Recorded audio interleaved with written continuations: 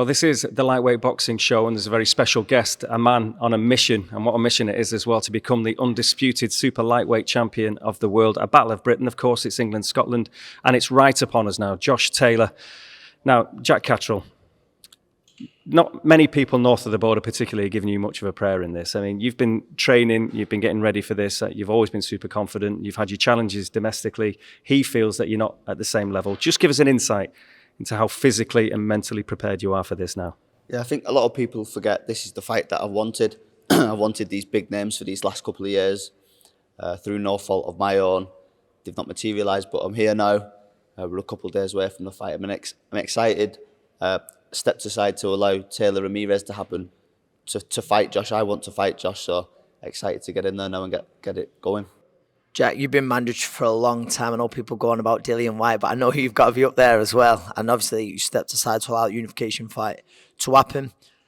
Does this make it all the sweeter and all worthwhile knowing that you're fighting for everything? You're fighting for all the marbles, like for the number one junior welter on the planet? Yeah, it's massive, like you said, then. I've been mandatory well over 2 years now for the WBO title. And there was a lot of bumps in the road, the unifications, the undisputed, the COVID, etc. I felt like sometimes this fight, or a world title fight for me, wasn't going to happen. So to say it's come tenfold to be fighting for all the titles, for the undisputed, definitely got that spring in my step. Two unbeaten fighters, as we know. I mean, you've got, I think, a record of 26 and 13. He's 18 and 13 in terms of stoppages. Again, there's a lot in common. Your amateur pedigree, if you like, isn't as standout as his. He's going to be perceived more as a golden boy, Commonwealth gold medalist, all the rest of it, Olympian. Again, do you like going into fights like this when everyone's kind of looking at him in Scotland? He might have the majority of the crowd. You'll have your own people there, but is that good? Does that feel good going into this fight like this? Yeah, of course. I don't feel much pressure going into this fight. This is Josh's homecoming party, so to speak. So I've got to go up there and upset the odds. But I felt like maybe not on this scale, but I've been in this position before, like the away fighter. Not on this magnitude, but yeah, comfortable going up there, being the underdog. I was going to say, Jack, you've done that before, haven't you? You've gone into Liverpool, and I know it's night and day professional careers, no disrespect, with Tom Stalker and Josh Taylor, who actually boxed each other twice as amateurs, didn't they? I think I'm right. Yeah. Do you think when Flower of Scotland gets pumping out and, the Scottish crowd, do you see yourself thriving off that? Yeah, definitely. I visualised it every night this year, going up there. I know it's going to be hostile, but I've certainly took a lot of people up there to support me, so I'm going to go up there, soak the atmosphere in and go and put on a performance. What's it going to be like then when the arms raised? Because that's what you're visualising, isn't it? You're visualising the whole experience. And then if you've got 4 belts, now again, Josh has made history by getting those 4 belts, if you like. He's got his own place in the record books, and you would then be exactly the same. Your life's completely changed. I mean, seriously changed. You've done well so far, but that is a mega moment. So what happens then? I can't speak into existence, but it's going to be magical. I've pictured it night and night. Wake up thinking about it, go to bed dreaming about it. It's about just putting everything that we've done, not just over the last 12 weeks, but over the last 10 years, putting it all into place and going capturing the moment. You've been in this situation as well. You've got the world title fight. You've got to kind of deal with it, the mental and the physical pressure as well. Yes. What advice would you give him now when you've got all this?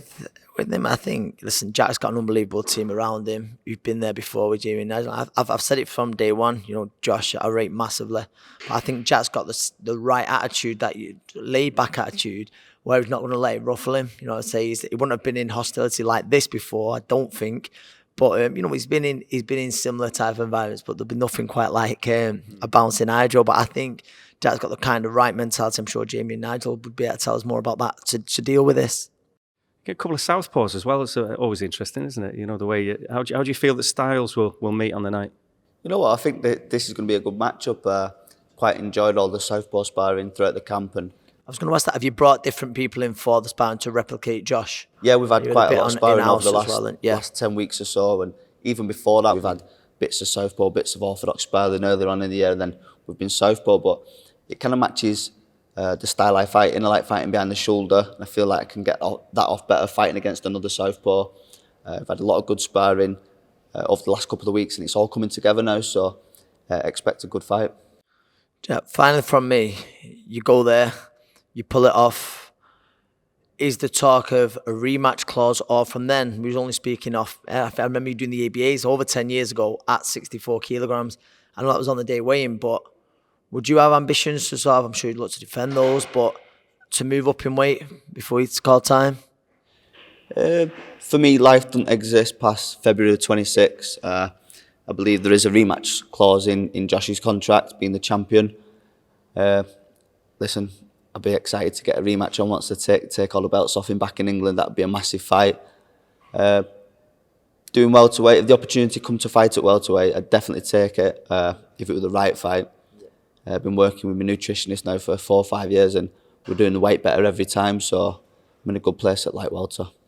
And what would this mean for Charlie? There's been some good fighters come out of Charlie. Charlie. It is, and you know, it doesn't get a lot of love really when you think about it, because the big cities, Liverpool and Manchester, get all the attention. You train on the edge of Salford here, but Charlie, again, there's some good young talent. The likes of Mark Jeffers coming through, but again, gives an insight to the town and you know, some great gyms in Charlie. Yeah, we've got 3 or 4 amateur gyms now, and a lot of young kids coming through, and it's taken off the boxing scene. Years ago, there was only one club, and we were kind of like pushed out from the city and didn't get any recognition. But now it's becoming more popular. It'd be massive for me, for my family, for the kids and the next generation. Not only that, we've had British champions in Charlie, but we've never had a world champion. So it's down to me now to go out and get all the belts. Yeah, Mick Jennings went close, didn't he? He Jennings come close. Miguel Cotto. Yeah, that was... you know, Hugh Jask, wasn't it? But then some fights even away from the boxing, obviously. Bisping, he's California now, though, isn't it? He's a Cali boy. Oh, sorry to interrupt you, Anne. I was just thinking, you did a bit of judo and wrestling and that back in the day as well, didn't you? Yeah, so I started boxing when I was 10, but before that, I'd done the wrestling, judo, but that meant a lot of travelling out of town to Wigan, etc. And it was, obviously, it's pressure on your parents. And when I was 10, I could start the amateur gym, and it was only up the road, so that made perfect sense. Well, you can see an MMA future. That's exactly what I'm thinking. We've seen it before, obviously. We've seen it with particularly with the women, obviously, but also obviously with the McGregors of this world. So is that something you'd ever look at? Maybe, if the right fight were there, you never know, but we'll see. Jack, well, all the very best.